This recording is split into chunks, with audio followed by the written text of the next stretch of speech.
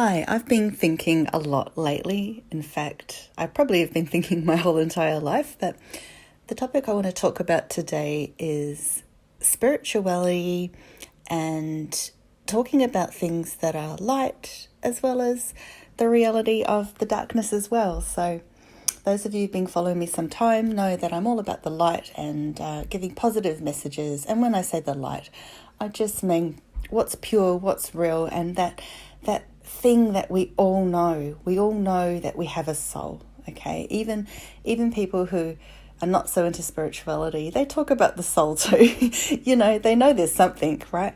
And whatever you might consider to be God or the creator, whatever positive thing that is, created the beautiful parts of life, right? And us humans. But we're in this world, and especially this year, recording this in 2020 with the whole COVID thing, more and more people have been waking up that there is something more and that things are not quite right? So I have this great urge to share my voice, and there's so many things I want to say. And one of the things I want to convey today is that not only will I continue talking about all the positive messages that do come through the angels, through from higher source, but also that I'm not going to ignore the dark energy. I'm not going to talk about it so much either that it just encapsulates everything, but it is an aspect, and we have to deal with that, because by not talking about it, by not thinking about it even, that's what I call spiritual bypassing.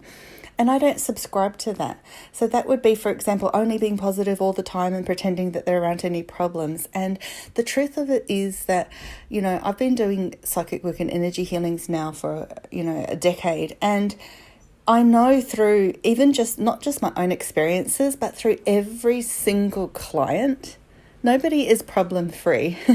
And, people have so many issues all the time, and we have our good days, our bad days, and phases in our life, right? But one thing that is a common denominator is that there is light and there is also darkness. And for us to, first of all, accept that that's how it is. There is this underlying invisible force which we cannot see. It's not tangible, but it exists, right? Just like angels exist, there's also the other side of the spectrum. So once we accept it, the understanding will come, and we just can't ignore it. Because beyond every problem in our personal life and also in the world, and there are many, there is a reason for it. There is a higher reason for it, a lower reason. There is energy that is intermeshed. There is a greater consciousness to be had, or meanings to be learned. And that's all part of our life on earth. So to ignore it means to be blinded, right? And do you want to be blindsighted? So if you think about it, imagine being blinded all up to 2020. And then when COVID happened, then all of a sudden it's like, oh my God, like what the F? I'm totally blindsighted, right? And that's a major sort of dark night / year of the soul, right? So if you have already accepted that stuff exists, stuff that we don't understand, and it's there, but, we're trying to get through this life, then when these things happen, you're not as immediately shocked, even though it can still shock your system and you can still go through all the processes. It's better to have a better grasp and sense of reality, that things are not necessarily always that they seem, than be blinded by it.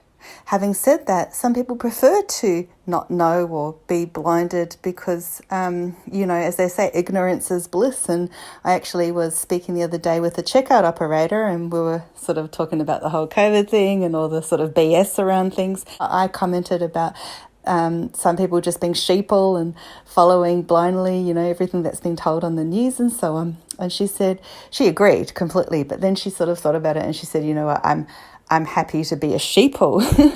And that actually really surprised me. But, okay, I get it. It's easier just to sort of go along with everything and be like everyone else. But that's something that I'm not able to do. And I've always felt more like a black sheep, amongst the herd. So, and, I don't feel comfortable in the herd mentality if it's beating to a tune that doesn't resonate, doesn't feel true, okay?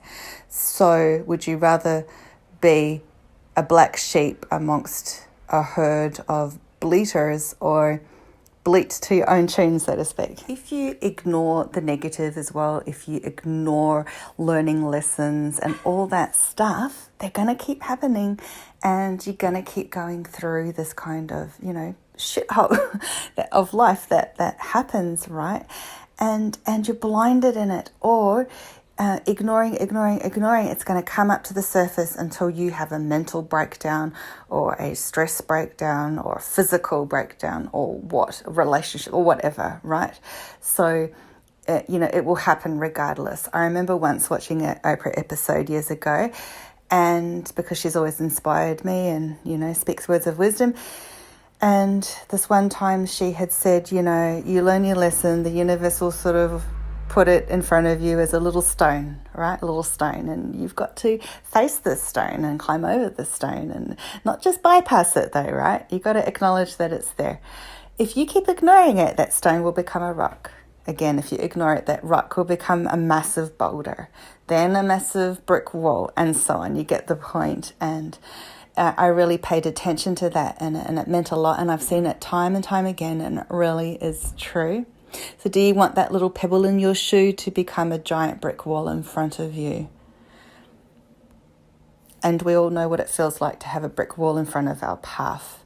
A big, fat, solid, huge block. It is a terrible feeling, and you just want to break the whole thing down, right? So the important message in this is to be brave. Be brave to face yourself. Be brave to face your truth. Be brave to realize there is light and dark, and know that by knowing it will give you a greater wisdom, that your intuition will grow, because you are not being blinded or blinding yourself. And it doesn't mean we have to know everything. Nobody knows everything. There's so many unknowns. That's okay. You can drive yourself crazy with that. But it's just knowing, okay, this exists, and it makes more sense, right? Just like when things start to suddenly go haywire in your home, those times where all of a sudden your teenagers are coming home slamming doors, and, partner comes home grumpy from work, and plates are breaking, and energy is just so off, and people start arguing, and your plumbing starts to go, then your washing machine breaks down. Those times, right? You can't pay your bills, and it just piles one. That's all negative energy, and it accumulates, and something beyond is happening. I know this also from doing house clearings. There was one house clearing I did not too far back, when COVID appropriate, where the person commented after that, because they were having plumbing issues and financial issues, but after the house clearing, all of that went away. The plumbing was fine. All the money they were pouring into their home, like endless bills to renovate and fix up issues, that all ceased, and the energy was better in the home. Same with another one that I did something similar, and it just showed me, it was like proof to me that how much energy can affect things, your finances, your relationships, and even just things like bills and appliances, right? So, and that doesn't mean it's every case. So don't go around saying that, if I clear your house, your money problems are going to go away, because that's not what it's about either. That's not realistic, and I would never do that. Just like I never ever say that I will heal someone's physical pains. Yes, healing can be really powerful, and it can absolutely, I've had quite a bit of feedback that has helped different physical pain and so on, no more sore neck or foot or whatever.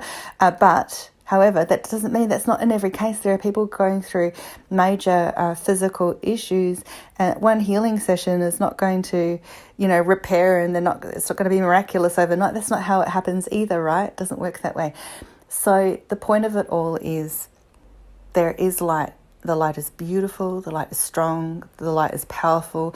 More and more light is coming onto earth to shine a light on the darkness that is here.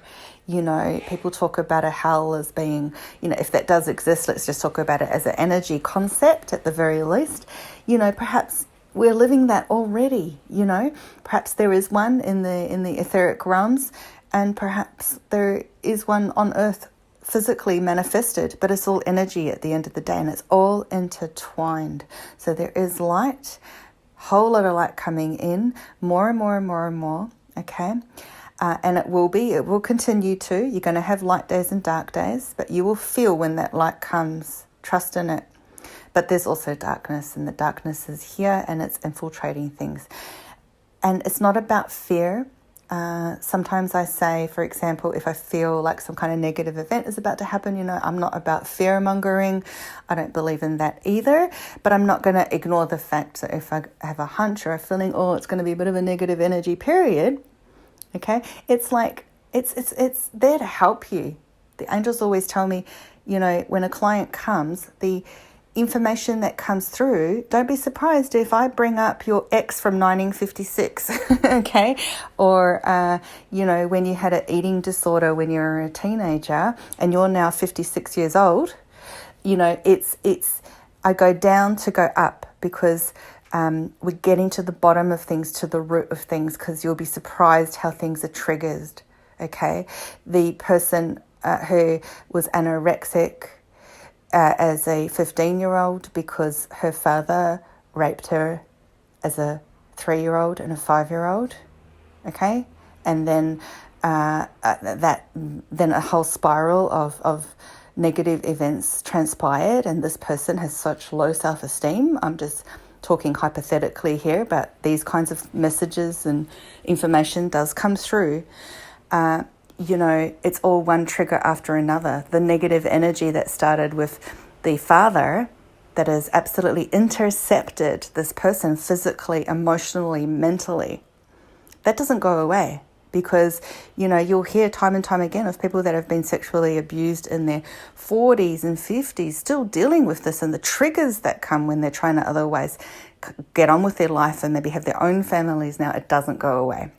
So you need to see it, accept it, and process it in order to release it.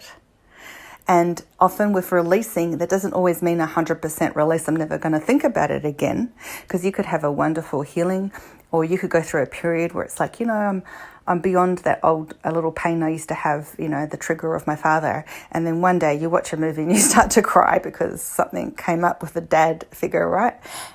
That's perfectly natural. It's all how. And so then that's because that trigger reminds you of something else, such as your husband has been disrespectful lately, or you're going through issues with your son, or whatever it is. You know, your grandfather is in hospital, and it's a trigger, and everything connects. So often in my work, I will connect one trigger to another and go down to the root of things, and that to pull the person up.